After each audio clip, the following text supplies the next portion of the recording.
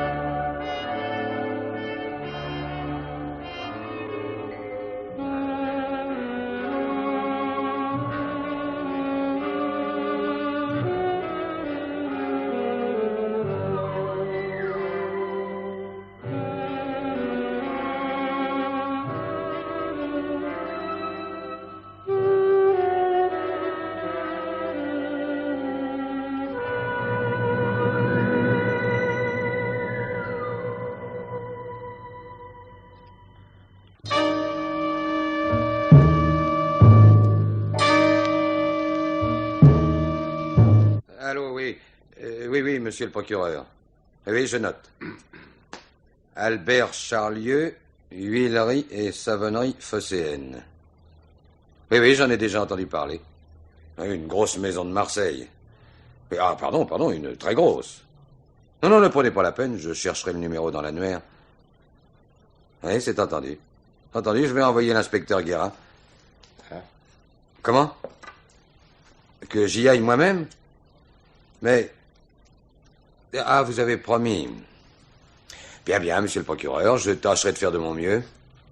Mes respects, monsieur le procureur.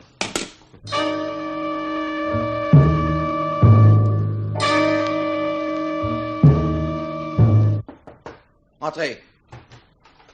Qu'est-ce que c'est, Yvette? Monsieur le commissaire Parent vient d'arriver. Ah. Entrez, je vous prie, monsieur le commissaire. Merci. Mais laissez-nous, Yvette. Oui, laissez-nous. Asseyez-vous, monsieur le commissaire. Merci, monsieur. C'est moi qui vous remercie d'être venu.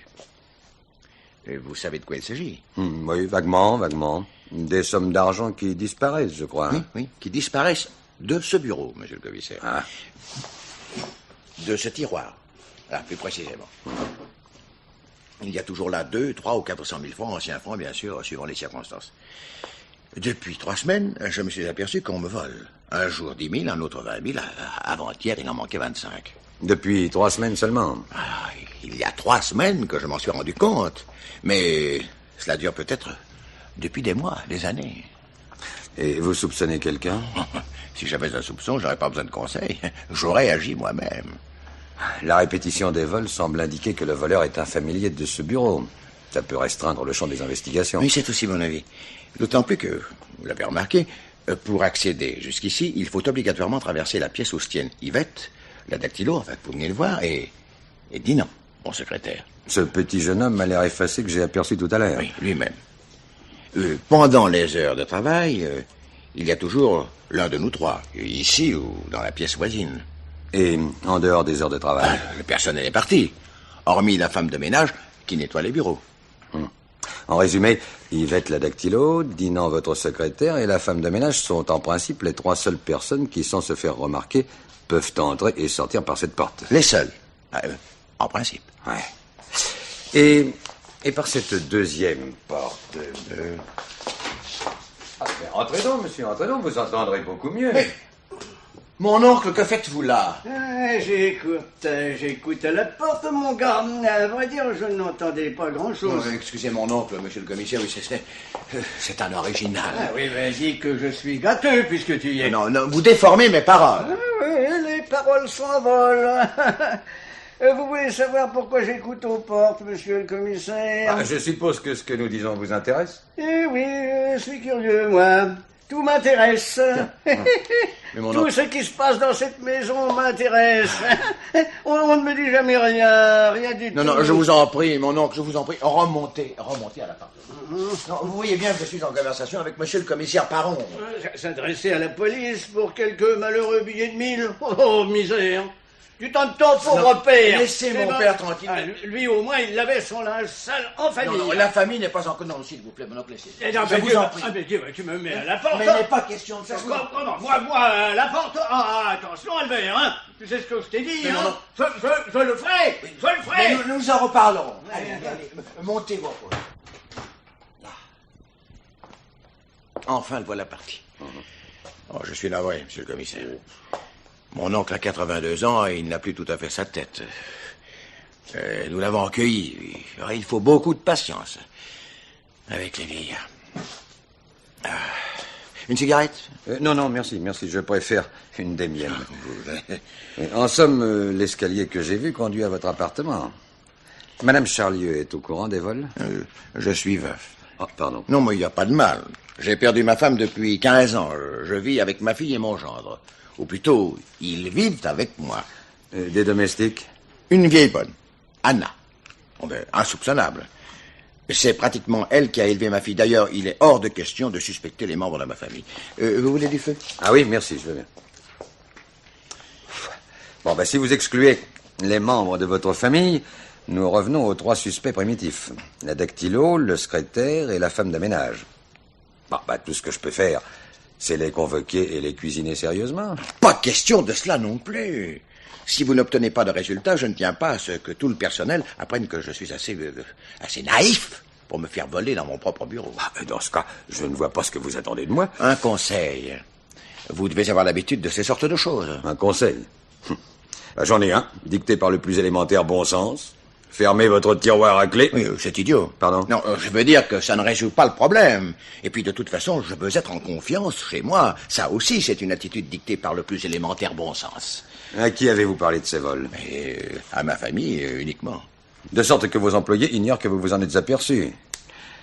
Vous pouvez donc essayer de tendre un piège aux voleurs. En me cachant dans une armoire, peut-être? Non, en relevant les numéros des billets que vous laisserez dans le tiroir. Vous contrôlez la somme plusieurs fois par jour et dès que vous constatez le vol, vous me téléphonez. Je fouille le ou les suspects. Mais si vous le préférez, vous pouvez agir vous-même. En procédant à une fouille? Non, vous plaisantez. Avec diplomatie, monsieur Charlieu, on arrive à bien des choses. Il y a 1000 prétextes pour faire sortir des billets à quelqu'un, ne serait-ce qu'en demandant de la monnaie. Vous pourrez alors comparer les numéros. Évidemment, la chose est faisable. À condition que le coupable ne se méfie pas. Croyez-vous que la présence ici, ce matin, d'un commissaire de police... Vous savez, je reçois toutes sortes de gens. Bon. À propos, en dehors de vos employés et de moi-même, quelqu'un est-il venu dans ce bureau ce matin? Personne? Pourquoi non? Une idée, comme ça. Non, sans intérêt. Tiens, vous avez là un magnifique cendrier. Ah oui, n'est-ce pas?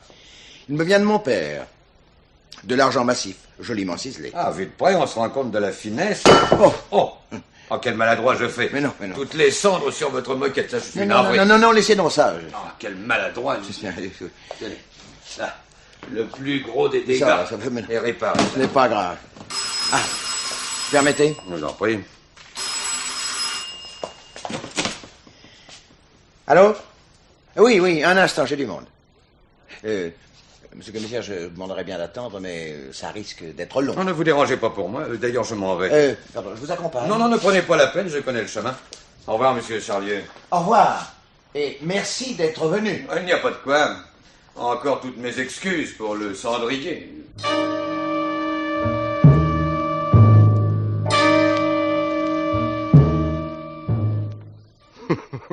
Et vous ne rapportez même pas une boîte de savonnette, patron? Non, mais je rapporte un mégot. Un mégot? Oui, tiens, regarde.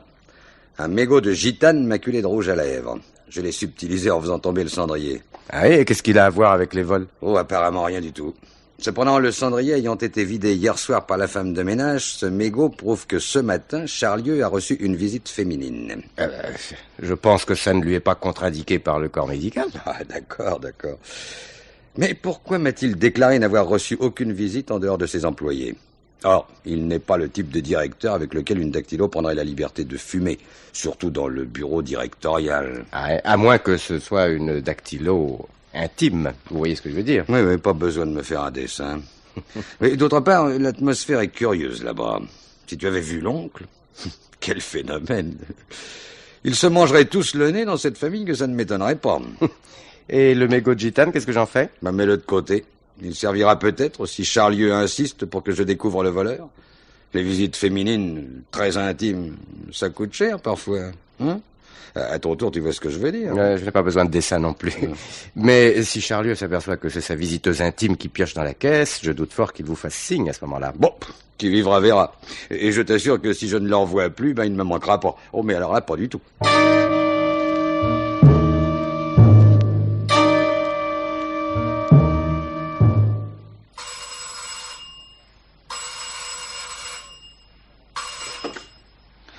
Allô, commissaire Parron à l'appareil. Bonjour, monsieur le commissaire. Ici Charlieu. Les 500 000 francs que j'avais laissés dans mon tiroir depuis 2 jours ont disparu. Je viens de m'en apercevoir ce matin en descendant dans mon bureau. La totalité des 500 000? Oui. D'autre part, il est plus de 10 heures et Dino, mon secrétaire, ne s'est pas présenté au travail. Il est peut-être malade. J'ai téléphoné chez lui, ça ne répond pas. Il a peut-être eu un accident. Oui. De toute façon, cette fois, je porte plainte.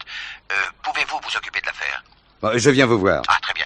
Ne passez pas par la savonnerie. Sonnez directement à la porte de l'appartement qui donne sur la rue. Oui, je vous attends. Entendu.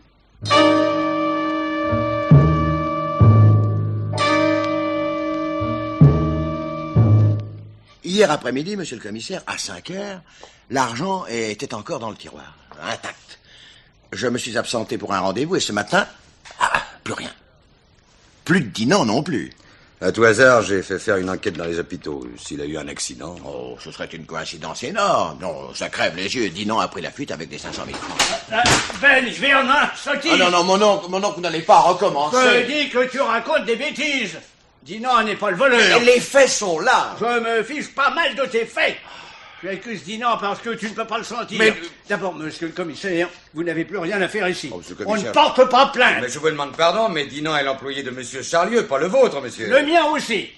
Je suis un peu chez moi ici. La savonnerie nous appartenait à mon frère et à moi. Oui. Si mon neveu a pris la succession de son père pour la diriger, j'en suis toujours propriétaire pour moitié. Mais mon oncle...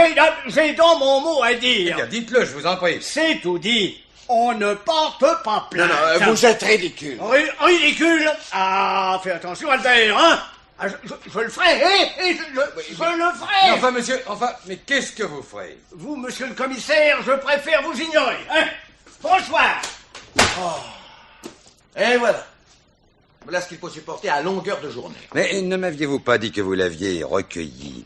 Et alors? D'ordinaire, quand on parle de recueillir une personne âgée, c'est qu'elle est sans ressources. Votre oncle, lui, me semble bien pourvu. N'empêche que je maintiens le mot.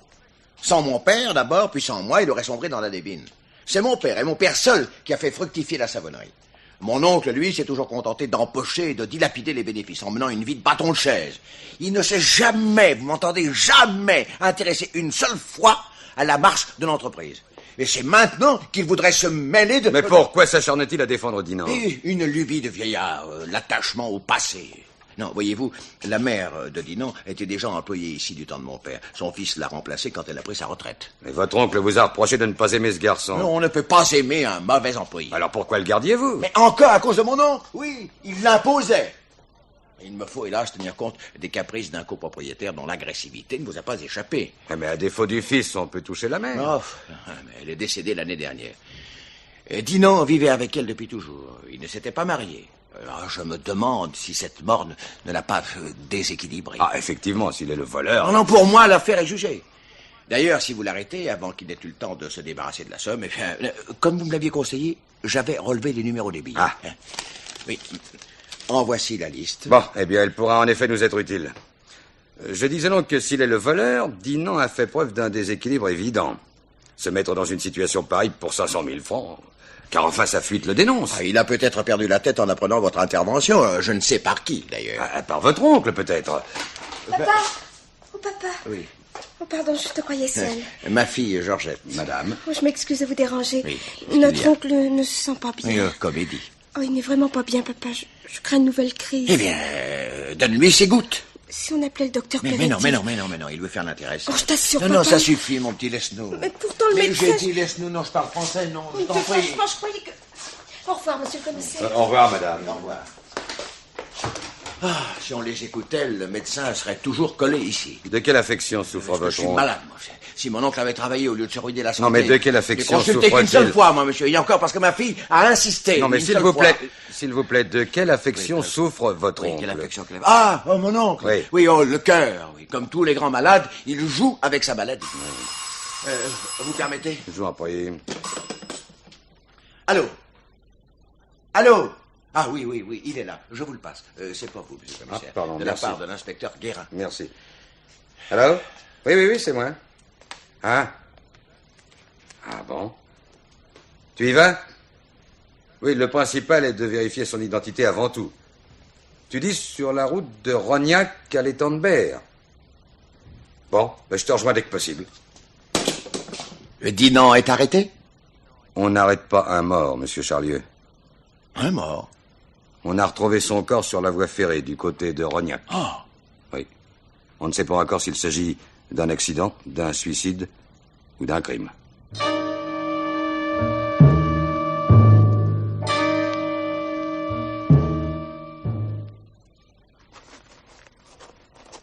Ah, tenez, patron, c'est ici qu'on l'a découvert. Ah, qui ça? Des ouvriers de la voie, vers 8 heures. Le corps avait roulé derrière ce buisson, juste au pied du ballast. Ah, hein. On ne pouvait l'apercevoir de la route. Et la cause de la mort? Fracture du crâne. Mais l'ensemble n'était pas beau à voir. Vous pensez, avec la vitesse, il a rebondi sur le ballast? Tu crois qu'il est tombé du train? Ah, ça s'est déjà vu. Ouais. Et de quel train s'agit-il? Le rapide Marseille-Genève, qui part de Marseille à 22h05. Dinan avait un billet pour Genève dans sa poche. Ouais, oh, ben ça suffit pas, ça. Mais attendez, ce matin, à la frontière suisse, les douaniers ont procédé au contrôle habituel. Ouais. Ils ont saisi une valise qui, en apparence, n'appartenait à personne. Je les ai eus au bout du fil. La valise contient du linge, des vêtements et des papiers au nom de Dinan. C'est une preuve, ça. Ouais. Il avait un passeport? Ouais, vous savez bien qu'on n'a pas besoin de passeport pour aller en Suisse. Une carte d'identité fait l'affaire. Ouais, tout de même. Le vol, la fuite, l'accident. Tu trouves pas que ça fait beaucoup, ça? Tout s'enchaîne. La fuite est la conséquence du vol et la chute la conséquence imprévue de la fuite. Si Dinan n'avait pas pris le train, il n'aurait pas pu en tomber. Ah, bravo. C'est logique. Ah, oui. Bah alors, procédons logiquement.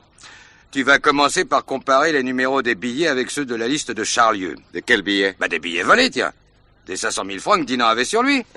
J'aimerais bien, mais... Mais quoi? Dinan n'avait en tout et pour tout sur lui que 3 400 francs. Et dans la valise? Pas plus de billets que de beurre en broche.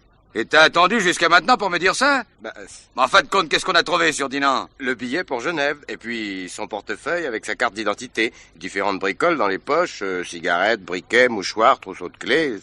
Et à mon avis... Pas de déduction hâtive, hein? Bon, tu as l'adresse de Dinan? 6 rue Serge Gardiès. Et j'ai conservé les clés, car je suppose qu'on va aller faire un tour chez lui. Oh, ça me paraît tout indiqué.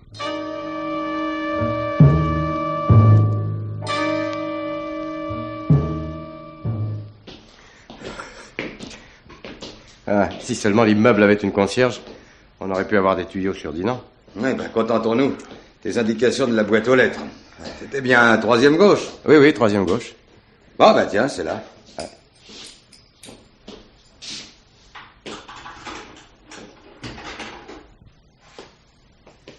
Voilà. Un peu vieillot, le décor. Vous avez vu le lustre? Ouais, ben, n'oublie pas que jusqu'à l'année dernière, il vivait ici avec sa vieille mère.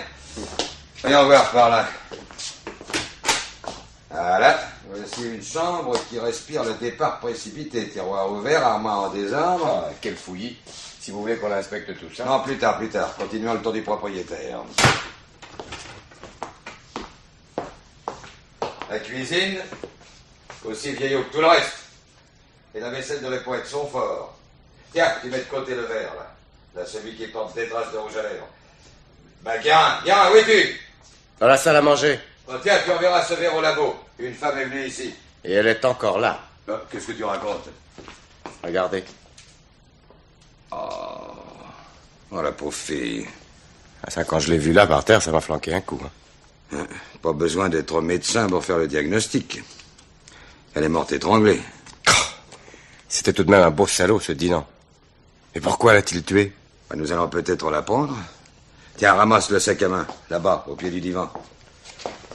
Et vide le sac sur la table. Tiens, par ici, là. Plutôt maigre, la récolte. De la monnaie, un billet de 500, 2 de 1000. Vous voulez contrôler les numéros? Oh, inutile. La somme volée est en billet de 10 000. Ah oui, c'est vrai. Tiens, passe-moi plutôt ces 2 clés, là, que je compare. Ah. Oui. Oui, ce sont celles-ci. Eh ben, elle avait ses entrées chez Dinan. Ça lui a pas réussi. Et celle-là de clé? Bon, la sienne, probablement. Ensuite? Un mouchoir, un tube de rouge, enfin, tout le bric-à-brac féminin, quoi. Un peigne, un paquet de gitanes. Des gitanes, patron. Des gitanes. Le mégot taché de rouge à lèvres que vous avez rapporté de chez Charlieu, c'était un mégot de gitane? Ouais, bah t'excites pas. Il y a bien quelques milliers de Français qui fument cette marque. Des hommes, oui, mais des femmes, c'est moins courant. Et ça serait moins courant encore si le rouge à lèvres était le même. Tu as conservé le mégot de l'autre jour? Ah, bah, bien sûr. Bon, eh ben, t'envoies tout ça au labo. Avec le verre, hein. Ah, tout ça s'enchaîne très bien. Le vol, le meurtre, la fuite. Oui, et les 500 000 francs. Où sont-ils passés? Ah oui, ça, en effet, là, il y a un mystère. Oui. À moins que cette histoire de vol n'ait aucun rapport. Avoue que ce serait quand même une curieuse coïncidence. Il y a rien d'autre dans le sac? Non, j'ai tout vidé. Je vois plus rien d'intéressant. Bah, et ça, là, dans la pochette. Cette enveloppe pliée. Ah. Mademoiselle Yvonne Prade, chez monsieur et madame Vervin, 36 boulevard Françoise Duparc, Marseille. Elle a été postée à Bessèges, dans le Gard. Il y a une lettre dedans. Oui, ah bah ça, figure-toi que je l'avais vu. Ma chère petite, je suis contente de te savoir en bonne santé et que le travail n'est pas trop dur. Pour moi, la santé, ça va, sauf mes rhumatismes qui me gênent toujours l'hiver. Je finis de te tricoter une chemise américaine. Je te l'enverrai bientôt. Je me languis de te voir. Je t'embrasse bien fort. Et c'est signé Maman. Non, Maman. C'est encore elle la plus à plaindre. Ouais. Donc, la victime s'appelle Yvonne Prade. Et selon toute vraisemblance, elle habitait chez Sévervin, boulevard Françoise Duparc.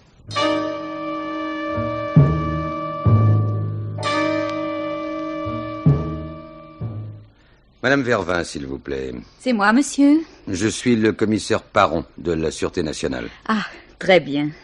Ma visite n'a pas l'air de vous surprendre, madame. Oh, je ne dis pas que j'attendais votre visite, monsieur. Cependant, après tout ce qui s'est passé, je vous demande d'excuser le désordre de ce salon. Je suis en panne de bonne. Ah, aujourd'hui, les gens prennent à leur aise. C'est inouï, monsieur. Si je vous racontais. Hier soir, Yvonne assurait encore son service. Yvonne Prade, n'est-ce pas? Oui, vous la connaissez? Ah, si elle compte sur moi pour lui délivrer un bon certificat. C'est plutôt un certificat de décès qu'il lui faudrait. Elle est morte, madame. Oh, la malheureuse. Un accident? Non, madame, non. Un meurtre. Un meurtre? Oui. Oh, mon Dieu, j'en suis bouleversée. Oh, mon Dieu, ça, j'étais loin de me douter que vous veniez me parler d'Yvonne. Pourtant, madame, vous m'avez dit vous-même que ma visite ne vous étonnait pas. Oh, mais... Et ce n'était pas à cause de la disparition d'Yvonne Prade? Oh, mais non, monsieur, mais pas du tout, non. À cause de quoi, alors? Eh bien, mais à cause de cet employé qui a volé les 500 000 francs à la savonnerie.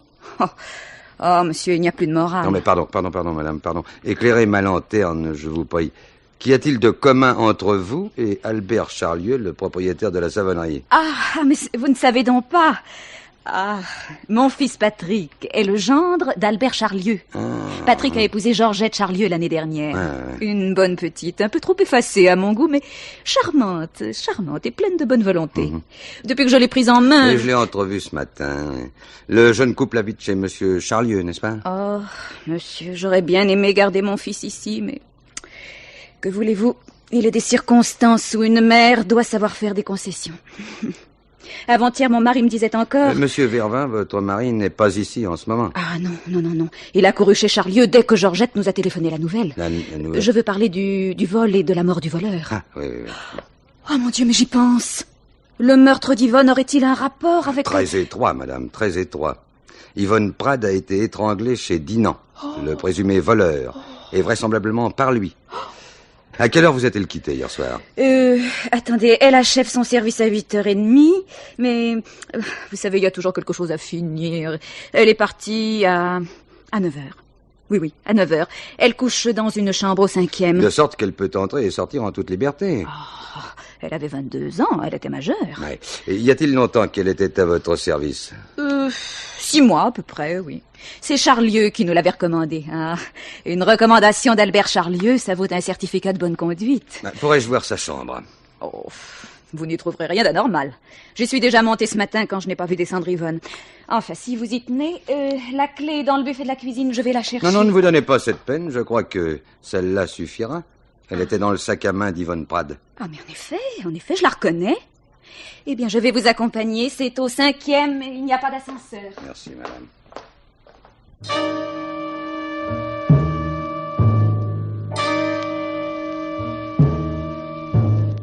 Vous verrez, la chambre est propre. Yvonne était une fille très ordonnée. Voilà, c'est ici. Attendez. On dirait qu'il y a quelqu'un dans la chambre. Bonjour, jeune homme. Patrick? Mais qu'est-ce que tu fais là? Mais tu le vois bien, je suis monté pour voir si Yvonne était rentrée. Oh, mon fils dans la chambre de la bonne? Tout s'en supplie, maman, ne fais pas de roman feuilleton. Enfin, je monte avec monsieur le commissaire et... Ah, vous êtes sans doute le commissaire Parent. Enfin, tu vas quand même m'expliquer. Mais il n'y a rien à expliquer. Je vous en prie, madame, je vous en prie, veuillez nous laisser, s'il vous plaît. Enfin, je suis la mère, tout de même. Et moi, je suis le commissaire de police. Je vous demande instamment de me laisser seul avec votre fils. Bien. Puisqu'on me met à la porte, je m'en vais. Bon, maintenant que nous sommes seuls, à mon tour de vous poser la question. Que faites-vous là? J'ai déjà répondu à ma mère, je venais voir si Yvonne était rentrée. Ah non, mon petit gars, non, pas à moi, hein. Des raisons de ce genre, c'est bon pour une mère, pas pour un policier. D'abord, où avez-vous pris la clé? Dans le buffet de la cuisine. Quand? Il y a 10 minutes environ. Vous n'étiez pourtant pas là quand j'ai sonné chez vos parents. Quand je suis rentré, vous étiez dans le salon. Et vous m'avez entendu annoncer le meurtre d'Yvonne Prade. Et vous avez pensé, avec juste raison, que je viendrais visiter sa chambre. Et vous avez voulu la visiter avant moi, hein? Pourquoi?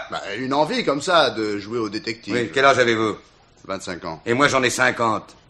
Je vois pas ce que vous voulez dire. Je veux dire que ça n'est pas aux vieux sages qu'on apprend à faire des grimaces. J'ai pas de temps à perdre, moi. Si vous continuez à jouer les imbéciles, je vais aller trouver la petite Georgette et le beau papa Charlieu. Et je leur dirai que je vous ai surpris en train de fouiner ici, hein? Ça leur fera plaisir. Écoutez, monsieur le commissaire... Tandis que si vous me parlez franchement, je vous promets le maximum de discrétion. Bon. Alors que cherchez-vous ici? Je sais pas où je suis. Ah non, hein, ça va pas recommencer. Laissez-moi finir. Depuis un certain temps, je me suis rendu compte... Un instant, s'il vous plaît.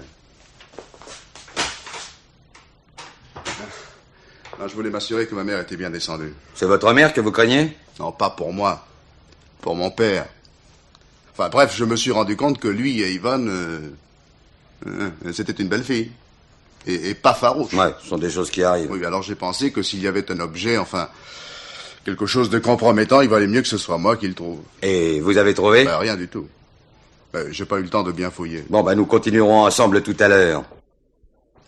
Vous m'avez dit être rentré pendant que nous étions au salon, votre mère et moi. Oui. Vous possédez donc encore la clé de l'appartement de vos parents? Oui, qu'est-ce que ça a d'extraordinaire? Rien. Et que veniez-vous faire? Chercher un dossier que mon père avait oublié.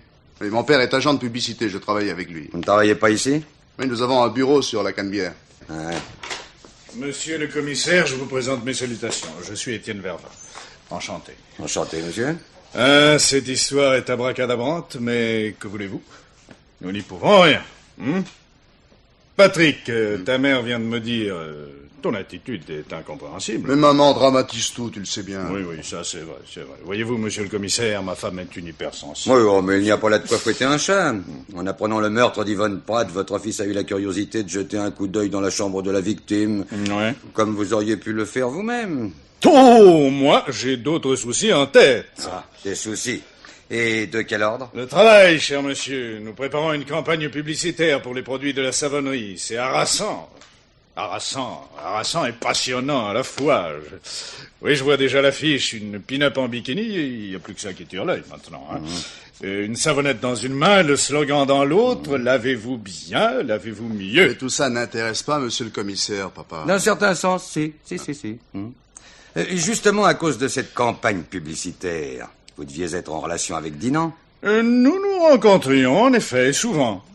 À la savonnerie, bien entendu. Oui, bien entendu. C'est un garçon effacé, plutôt timide, qui ne se livrait pas volontiers. Ouais. On se moquait un peu de lui dans la famille. Georgette Mabru, en plaisantant, l'appelait son amour. Oh, tu exagères, papa. Mais c'est pas méchant. Non, monsieur le commissaire, ne croyez surtout pas que... Dinan avait 10 ans de plus que ma femme.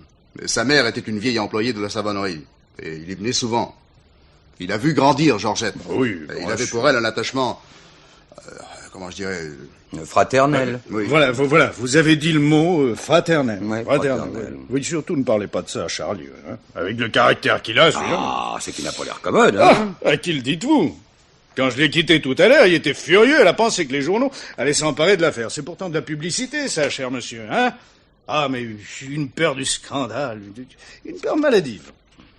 Et encore ignorait-il à ce moment-là le meurtre d'Yvonne.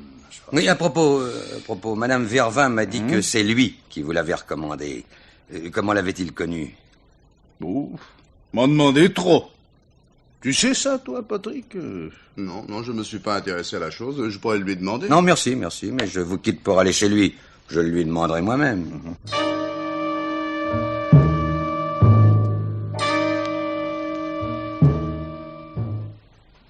Recommandé? Oh, monsieur le commissaire, Madame Vervin emploie tout de suite les grands mots. Je ne pouvais pas lui avoir recommandé Yvonne Prade, étant donné que je ne la connaissais pas personnellement. Je savais que les Vervin, évidemment, cherchaient une bonne. J'en ai parlé devant Dinant. Yvonne était donc déjà une amie de Dinant quand elle est entrée au service des Vervin. Une amie, c'est peut-être s'avancer beaucoup. En tout cas, c'est par son intermédiaire, et non par le mien, qu'elle a obtenu sa place. Ah, si l'on pouvait prévoir, Dinant, ce personnage falot, un meurtrier après avoir été un voleur. Non, un voleur, ça n'est toujours pas prouvé. Tout le monde ici en est convaincu. Oui, tout le monde, sauf votre oncle. Oh, lui. Ah, ce matin, il l'a défendu avec un tel acharnement. D'ailleurs, j'aimerais bien lui poser quelques questions. À mon oncle? Oui. Bien que je n'en vois pas l'intérêt, j'aurais volontiers accédé à votre demande. Malheureusement, il ne peut vous recevoir. Il est souffrant. Ah, je regrette, mais j'insiste. Vous-même, ce matin, vous n'avez pas pris son malaise au sérieux. J'ai eu tort. Son cœur est réellement très mal en point. Mon oncle a 82 ans, il a besoin d'un grand repos. Mais qu'est-ce qui se passe? Je veux lui parler. Mon oncle, c'est de la folie. Oui. Et toi, Georgette, tu l'as laissé se lever. Mais je n'ai pas pu l'en empêcher. Oui, je veux parler au commissaire. Ah, non, vous m'aviez promis. Georgette, ramène-le dans sa chambre. Venez, non. Vous allez vous faire... Non, mais lancez-moi. Georgette. Laissez-moi passer. Hein. Vous êtes des menteurs. Non, Vous êtes des menteurs. On me trompe, monsieur le commissaire. On me tient à l'écart pour mieux me tromper. Je ne supporterai Je vous en prie, laissez parler votre oncle. Ça n'est pas vrai, dites. Ça n'est pas vrai. Ils m'ont menti, hein. Ça n'est pas vrai. Il n'est pas mort. Si vous faites allusion à Dinant, je peux vous confirmer que si. Cela semble beaucoup vous toucher, monsieur. Oh, mon petit François.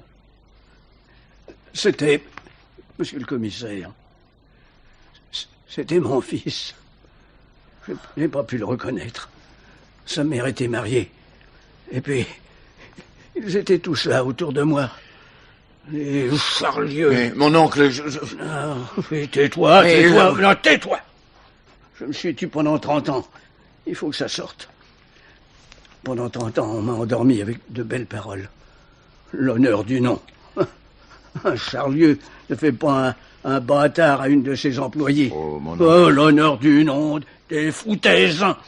30 ans pour que je comprenne que l'honneur du nom, c'était l'héritage. Mon frère, d'abord, a crevé de peur que je laisse ma part de l'entreprise à un fils.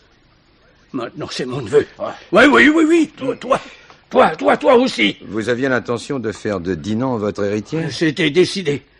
Pour réparer une injustice et aussi pour voir la tête qu'il ferait, mon neveu. Le grand Charlieu. Le dernier Charlieu. Hein. Pardon. Dinant savait-il que vous étiez son père? Non. Je ne lui avais rien dit par respect pour sa mère. Je l'ai aimé en silence, en me cachant, comme si je commettais une mauvaise action. Mais je voulais qu'à ma mort, mon petit François, il est parti avant moi. Avant moi.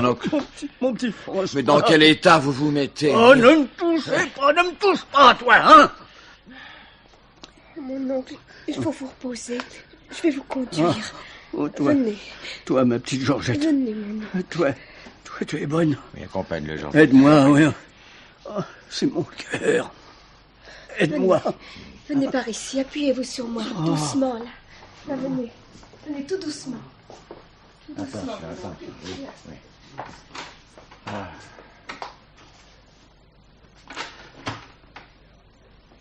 Oui. Eh bien, monsieur Charlieu, je vois que la mort de Dinan vous tire une belle épine du pied. Je ne vous permets pas, monsieur. Vous savez, hein. Au point où en sont les choses, il n'est plus question de permission.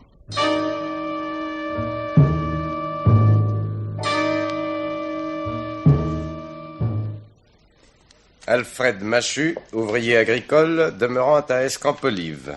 Exact? Oui. Hier soir, vous êtes allé au café de la Poste à Escamps-Olive et vous avez payé une tournée avec un billet de 10 000 francs. Exact? Oui. Or, patron, le cafetier qui venait justement de lire le journal du soir sur lequel on a fait publier la liste des billets volés, le cafetier a reconnu le numéro. Il a averti les gendarmes qui se sont rendus chez Machu et ils ont retrouvé le reste de la somme cachée sous le matelas. Je vous le jure, c'est pas moi qui ai tué le type. Je l'ai dit aux gendarmes. Ils ont pas voulu me croire. Quel type? Le type qui était derrière les tamaris, juste au pied du ballast. J'ai cru d'abord que c'était un clochard qui dormait. Il faisait nuit. Oui, pas si vite, là. Commençons par le commencement. Il faisait nuit et le corps était derrière les tamaris. Oui. Oui, donc tu n'as pas pu l'apercevoir de la route. Et je revenais de Rognac à bicyclette. On avait fêté le baptême de mon neveu. Il se faisait tard, alors je me dépêchais de rentrer. On avait bien bu et bien mangé. Et tout à coup, il me prend... Vous savez ce que c'est, quoi. Il y a des fois, commissaire, où il faut s'arrêter. Oui, bon, passons. Alors, tu quittes ta bicyclette. Et oui, dans le fossé, je me faufile derrière les tamaris à cause des phares de voiture. Et alors, là, je suis tombé sur le type. Et quand j'ai vu qu'il se réveillait pas, j'ai gratté une allumette. Et alors là, j'ai tout de suite compris. Oui, tu as tout de suite compris, tu l'as fouillé et tu as pris l'argent qu'il avait sur lui. Et oui. Dites, c'est grave, je risque beaucoup. C'est moi qui pose des questions. Quelle heure était-il? 9 heures, pile. Ah, parce que tu as regardé l'heure. Non, j'ai pas de montre, non. Mais j'ai entendu sonner 9 heures à l'église d'Escamps-Olive. Et ça, je peux le jurer. 9 heures. Dis donc, Guérin, 9 heures. Ça ne te dit rien? Hein? Vous prenez au dépourvu, là. Et si Dinan était déjà mort à 9 heures, il n'a pas pu tomber du train qui part de Marseille à 22h05? Il aurait donc pris un train plus tôt, alors? Mais non, puisque sa valise était bien dans le rapide de 22h05. Et c'est pas lui qui a pu l'y mettre. Il n'a pas pu non plus étrangler Yvonne, qui, à 9 heures, était encore chez ses patrons. Oh là! Vous voulez dire que la valise dans le train et le cadavre au pied du ballast font partie d'une mise en scène. Il y a une mise en scène organisée par un tiers pour accréditer la version de la fuite et de l'accident. Tu saisis? C'est lumineux. Dinan aurait été assassiné. C'est pas moi, je vous le jure! C'est pas moi! Fiche tout la paix, hein? Mais... non, ça va.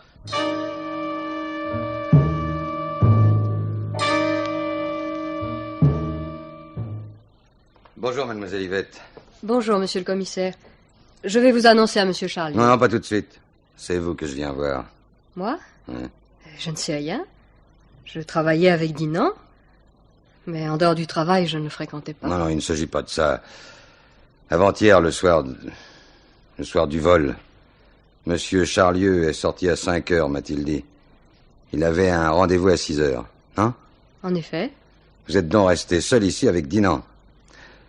Lequel de vous deux est parti le premier? C'est moi. À 6 heures, comme d'habitude. Donc, Dinan est resté seul. Bon. Autre chose. Je suppose qu'il y a un vestiaire pour les employés. Oui, au bout du couloir. Fermé à clé? Oh, non. De sorte que n'importe qui peut aller fouiller les vêtements. Il n'y a jamais eu de vol. Personne ne s'est jamais plaint, en tout cas. Non, il n'est pas question de vol, d'emprunt seulement. Par exemple, un après-midi, quelqu'un a pu prendre les clés de Dinan dans la poche de son par-dessus, en faire confectionner un double en quelques heures, et les restituer avant 6 heures sans que Dinan s'en aperçoive. C'est possible? Oui, c'est possible, mais je ne vois pas pourquoi quelqu'un aurait fait ça. Non, aucune importance.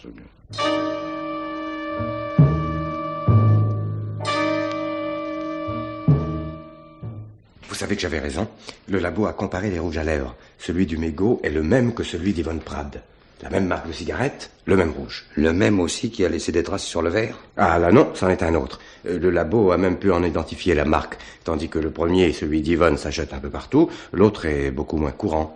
Et les empreintes sur le verre? Ah, là encore, mystère. Il y a celle de Dinan. Oui, c'est normal. Puis une série d'autres empreintes qui n'appartiennent pas à Yvonne. Sous ces dehors de père tranquille, Dinan était peut-être un Casanova. Au point où il en est maintenant.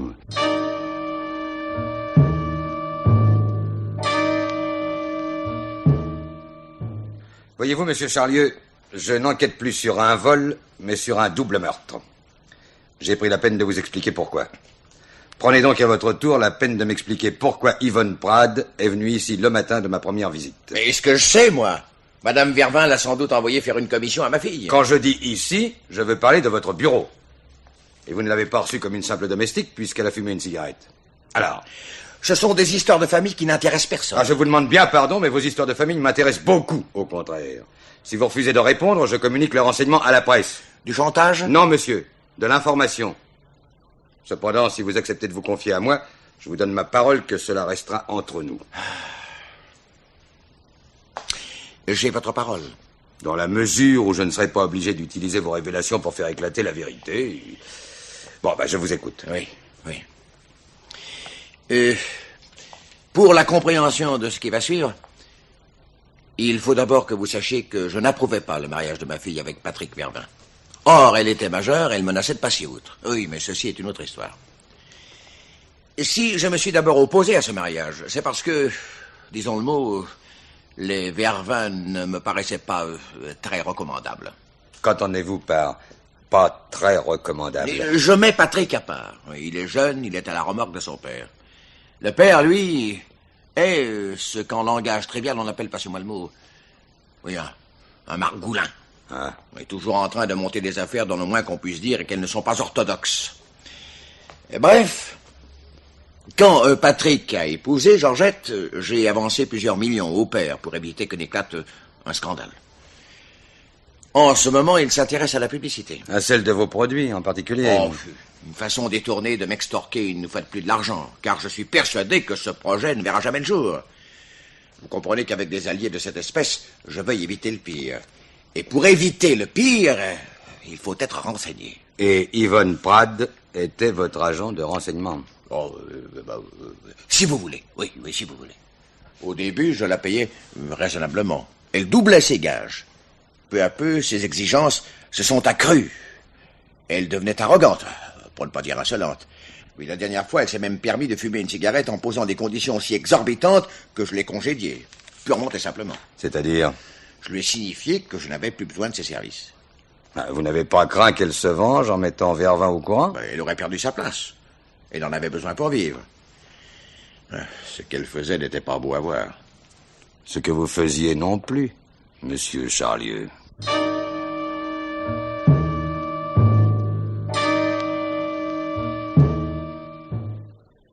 Dis donc, Guérin, où étais-tu passé avec la petite Yvette? Je ne vous ai revu ni l'un ni l'autre quand j'ai quitté la savonnerie. À midi, vous étiez toujours avec Charlieu. J'ai accompagné Yvette au restaurant. Elle a de la conversation, cette petite. Ouais. Ça m'a coûté un apéritif et un café, mais je n'ai pas perdu mon temps. Dans quel sens l'entends-tu? Dans le bon sens, patron. D'abord, elle n'utilise pas le même rouge à lèvres que celui qu'on a retrouvé sur le verre. Je vous ai dit que ce n'était pas une marque courante. Quand je lui en ai parlé, elle s'est tout de suite écriée « Oh non, c'est trop cher pour moi, c'est bon pour la fille du patron. » Tu veux dire que Georgette... Exactement. Yvette, et elle s'y connaît, m'a affirmé que la fille de Charlieu emploie cette marque. Vous allez me dire que ça ne signifie rien. Ça peut signifier quelque chose si les empreintes relevées sur le verre sont les siennes. Tu vas la convoquer. C'est déjà fait. Elle va arriver d'un moment à l'autre. Ah, bravo, Guérin. Ça, je te tire mon chapeau. Vous pouvez le tirer une seconde fois, alors. Ah, mais si ça en vaut la peine. Vous jugerez. Voici le livret de caisse d'épargne qu'on a retrouvé dans la valise. Vous savez, celle qui était dans le train. Oui. Regardez la dernière opération. Elle remonte à 3 jours. Et le soir même, Dinan était assassiné. Oui, j'y suis. Avoir 8125 nouveaux francs. Retrait 8000 nouveaux francs. Nouvel avoir 125 nouveaux francs. 800 000 anciens francs retirés le jour de sa mort. Qu'est-ce qu'ils sont devenus, je vous le demande. Allô, oui? La fille de Charlieu vient d'arriver. Qu'on la fasse monter. Faites monter. Merci. Pour en revenir aux 800 000 francs, j'ai tout de suite pensé à Machu, le type qui a délesté le cadavre des 500 000. Oh, ça m'étonnerait. Les gendarmes auraient trouvé tout le magot à la fois. Ah, ça n'est pourtant pas à exclure. Tiens, va ouvrir. Oui. Entrez, madame. Ah, non, monsieur, madame seulement. J'ai tout de même le droit d'accompagner ma femme. Ah, monsieur Patrick Vervin, vous avez tous les droits, sauf celui de vous imposer dans ce bureau. Je désire parler à votre femme en particulier. Je vous en prie, monsieur le commissaire. J'ai rien à cacher à mon mari. C'est moi qui ai insisté pour qu'il m'accompagne. Cependant, madame, je préférerais, je vous assure... Je veux qu'il n'y ait aucune équivoque entre mon mari et moi. Je ne consentirai à répondre à vos questions qu'en sa présence. Dans ce cas, vous l'aurez voulu. Asseyez-vous. Merci, monsieur le Avance commissaire. des chaises, Guérin. Voilà. Voici de quoi il s'agit. J'ai des raisons de croire, madame, que dernièrement, vous avez rendu visite à Dinan chez lui. Si je me trompe, je vous prie de m'en excuser, mais comme nous avons relevé chez Dinan une série d'empreintes sur un verre maculé de rouge à lèvres, je vous serai obligé de bien vouloir nous donner les vôtres. Bon, naturellement, si vous reconnaissez le fait, cette formalité ne sera pas nécessaire. Vous ne vous trompez pas. Je suis effectivement allée chez Dinan, il y a 4 jours, la veille de ce malheureux événement. Oui, en plein accord avec moi, monsieur le commissaire. Nous avions un service à lui demander. Un service de quel ordre? Un emprunt. François, je l'appelais François, et nous étions camarades d'enfance. François m'a toujours porté une grande affection. Oui, oui, je sais, votre amoureux... Non, ne vous méprenez pas. Oh, ne craignez rien, cher monsieur, je connais la valeur des mots. Cet emprunt n'était-il pas de 800 000 francs? Oui, n'est-ce pas? C'était tout ce que François possédait d'économie. Enfin, quelques francs près. Il n'a pas hésité une seconde. Le lendemain matin, il a pris 1 heure pour aller les retirer à la caisse d'épargne. Il était si content de me rendre service.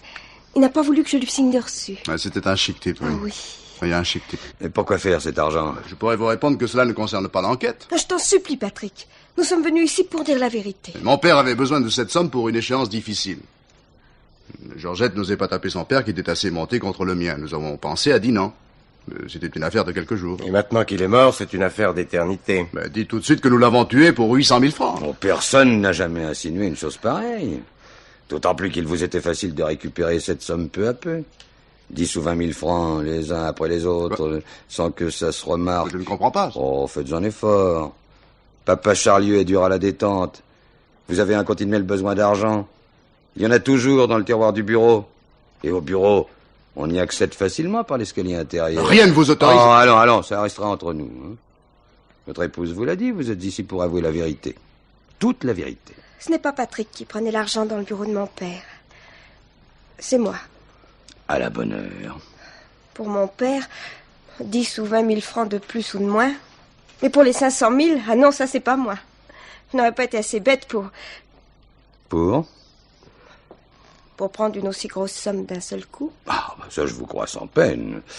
D'autant plus que tout le monde savait dans la famille que M. Charlieu s'était aperçu des vols et qu'il avait fait appel à la police. C'est ça qui a donné à l'assassin l'idée de commettre un crime qu'il croyait parfait. On a tué Dinan, un peu à cause de vous. Vous n'êtes pas charitable. Et vous? Avez-vous été charitable envers Dinan? Personne n'a jamais été charitable envers lui. Hormis votre oncle, peut-être. Et encore. Je me demande si dans son intention de lui léguer l'héritage, il n'entrait pas davantage un désir de vengeance à l'égard de son neveu. À propos, comment va-t-il? Mon oncle? Oui. Oh, pas très bien, hélas. Le médecin a recommandé un repos complet. Mais à 82 ans, avec ses caprices infantiles, il est difficile à soigner. Il n'accepte que les soins de Georgette, uniquement. Oui, en effet. L'autre jour, j'ai remarqué... Je crois qu'il vous aime bien, madame. Oui. Eh bien, voilà. Je vais vous rendre votre liberté. Auparavant, l'inspecteur Guérin va consigner votre déposition par écrit. Vous ne manquerez pas de lui fournir... une simple formalité dictée par la routine, de lui fournir votre emploi du temps d'avant-hier soir entre 18 et 22 heures. Je pense que ça ne présente aucune difficulté. Aucune. À 5 heures, je suis allé poster le courrier. J'ai fait ensuite un saut en ville pour voir les résultats sportifs. Je suis rentré vers 8 heures et nous avons dîné en famille, ma femme, mon beau-père et l'oncle. Et après le dîner? Je suis retourné au bureau pour travailler à la mise en route de notre campagne publicitaire. Vous êtes rentré à quelle heure? À 10h30. Je lisais encore au lit quand Patrick est revenu. Après le dîner, au bureau, votre père était avec vous? Non, j'étais seul. Ah, dommage. Et pourquoi dommage? Mais à quoi riment tous ces sous-entendus? Si vous m'accusez, dites-le franchement, je n'aime pas vos manières. Oh, voyons, Patrick, je t'en prie, calme-toi. Monsieur le commissaire se renseigne, c'est bien normal. Mais il me traite comme un criminel. Oh, loin de moi cette pensée. Vous avez du travail. Après le dîner, vous vous rendez à votre bureau, la chose est toute naturelle. De votre côté, madame, vous passez la soirée avec votre père et son oncle. Non, pas exactement. Mon oncle est allé se coucher aussitôt après le repas. et mon père est descendu dans son bureau. Et vous n'avez pas revu votre père jusqu'au lendemain matin? Je ne vois pas pourquoi je l'aurais revu. Je vous l'ai dit, je me suis couchée, j'ai lu. Vous voyez comme tout est simple quand on s'explique. Tout est en ordre. Et quand je saurai où se trouvait votre père, monsieur Vervin, bon, je n'aurai plus beaucoup de questions à poser.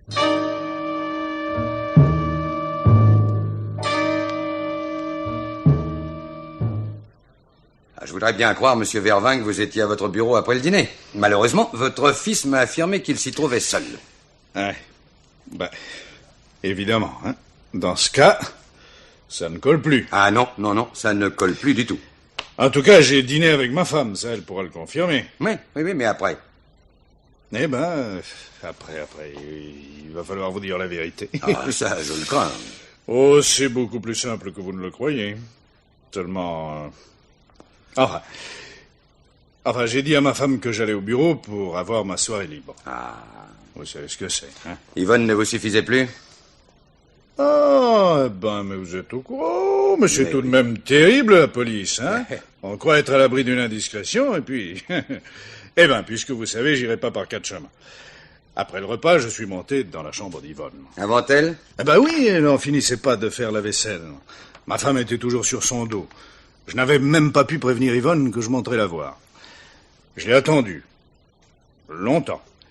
Enfin, vers 9h30, j'ai compris qu'elle était sortie sans passer par sa chambre. Et je suis redescendu. Chez vous? Et j'avais dit à ma femme que j'allais au bureau. Ah oui, j'étais donc condamné à rentrer tard. Alors je suis allé prendre un verre dans une brasserie. Je suis rentré vers 10h30, 11h. Motus, hein? Pas un mot à ma femme. Oh, mais je sais être discret quand il le faut. Merci 1000 fois, mon cher commissaire. Non, pas rien. Je dois sortir. Puis-je vous déposer quelque part en voiture? Si vous allez du côté de la Savonnerie... Justement, j'y vais. Eh bien, alors j'accepte volontiers. Je dois encore voir Albert Charlieu.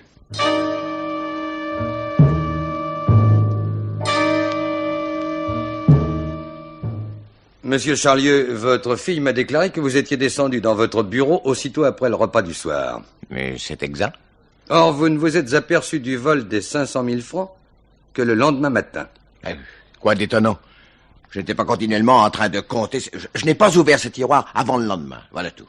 D'ailleurs, tout ceci n'a qu'une importance secondaire. C'est votre avis, pas forcément le mien. Excusez-moi, mais en ce moment, la santé de mon oncle me préoccupe plus que la découverte du criminel. Ah oui, au fait, comment va-t-il? Mal. Le plus pénible, c'est qu'il le sait. Il a demandé à voir son notaire. Et selon vous, en faveur de qui va-t-il tester? Et en faveur de ma fille, sans aucun doute, puisqu'il ne peut plus rien laisser à Dinan. C'était à prévoir. Elle est la seule ici pour laquelle il ait de l'affection. Ainsi donc, l'héritage ne sortira pas tout à fait de la famille. En somme, la mort de Dinan est venue à son heure. Juste à temps. Non, monsieur le commissaire, je vous dispense de vos appréciations. Contentez-vous de mener votre enquête. Mais mon enquête est terminée, monsieur Charlieu. Il suffit d'un simple raisonnement pour confondre le coupable. Mais... Oui, monsieur, oui, d'un simple raisonnement.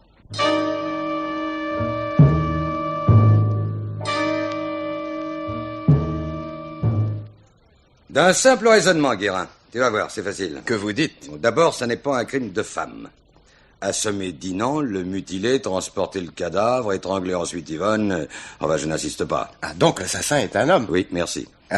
Un homme qui doit répondre à plusieurs conditions. Premièrement, le mobile. Il est évident qu'on a tué Dinan à cause de l'héritage. Jusqu'à preuve du contraire, oui. Et là, nous avons 3 suspects.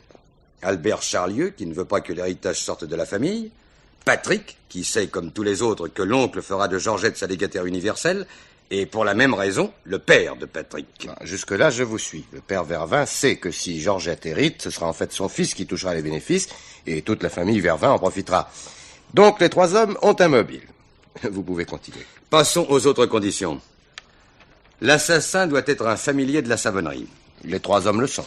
L'assassin ne doit pas avoir d'alibi. Là, je vous arrête. Les 3 hommes en ont un. Du moins pour l'heure du dîner. Astuce supplémentaire de l'assassin que sa présence au repas du soir. En réalité, il commet son crime en 2 temps.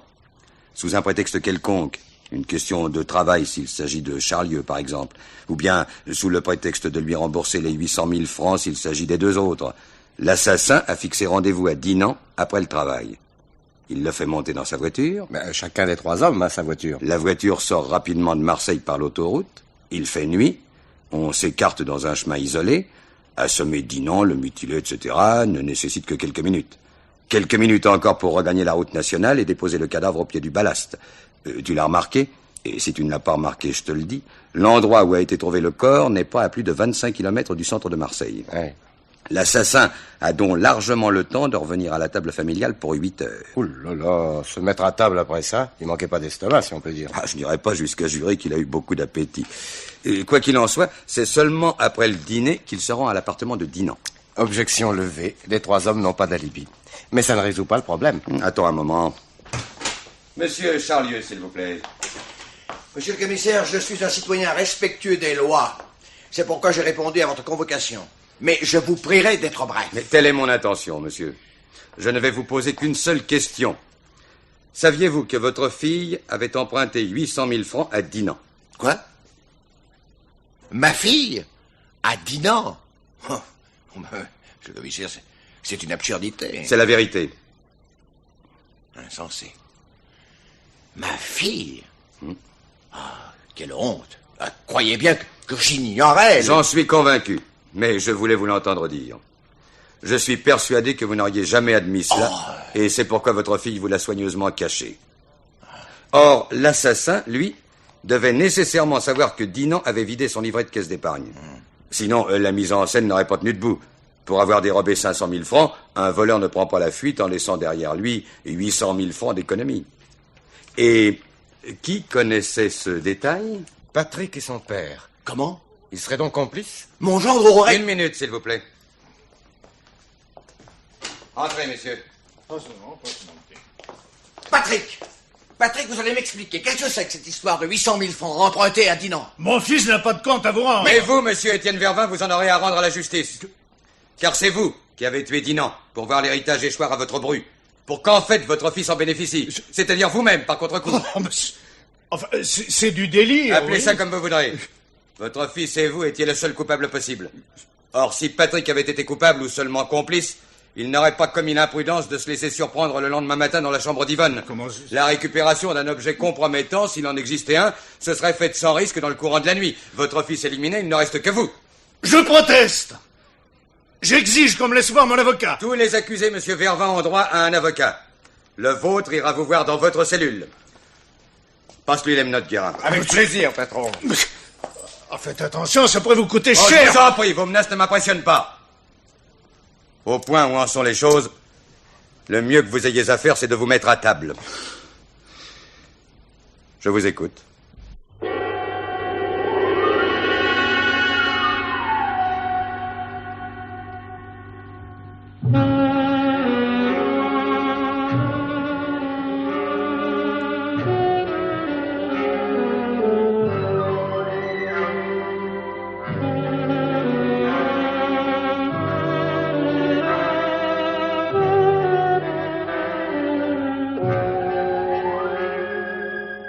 L'assassin se met à table.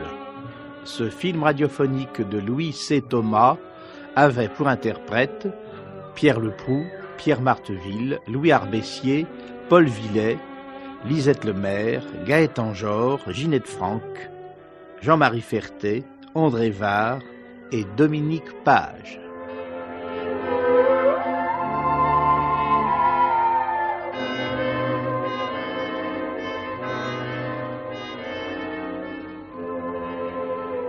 L'anthologie du mystère vous était présentée par Pierre Billard.